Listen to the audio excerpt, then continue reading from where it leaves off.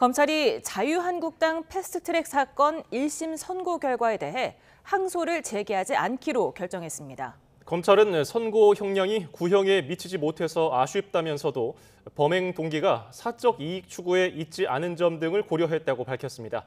취재기자를 연결합니다. 양동훈 기자, 검찰이 결국 자유한국당 패스트트랙 사건 항소를 포기했죠? 네, 서울 남부지방검찰청은 지난주 있었던 자유한국당 패스트트랙 사건 1심 선고 결과를 두고 피고인 26명 모두에 대해 항소하지 않기로 결정했다고 밝혔습니다.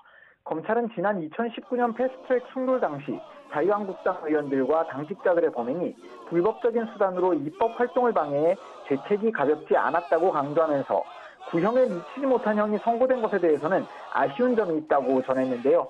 다만 범행 전반에 대해 유죄가 선고됐고 재판이 진행되는 6년 가까이 분쟁이 이어진 점을 고려했다고 설명했습니다. 또 이들의 범행 동기가 사적 이익 추구에 있지는 않은 점도 함께 고려했다고 덧붙였습니다. 네, 지난주 1심에서 검찰 구형량과 법원 선고형량 차이가 꽤 있지 않았습니까?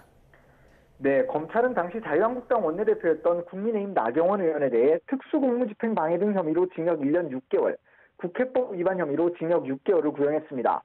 이외에 국민의힘 송원석 원내대표에게 각각 징역 10개월과 벌금 200만 원을 구형하는 등 현직 국회의원 6명 중 5명에게 의원직 상실형을 선고해달라고 재판부에 요청했습니다.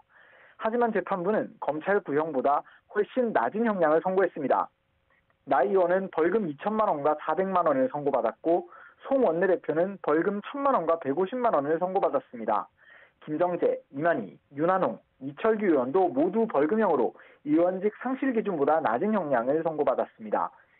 내일은 충돌 당시 자유한국당 당직자 등을 폭행한 혐의 등으로 재판에 넘겨진 더불어민주당 의원 등 10명에 대한 검찰 구형도 이뤄질 예정인데 자유한국당 사건과 비교해서는 전반적으로 죄질이 가볍다는 평가가 나오는 만큼 검찰이 어느 정도 형량을 구형할지 관심입니다.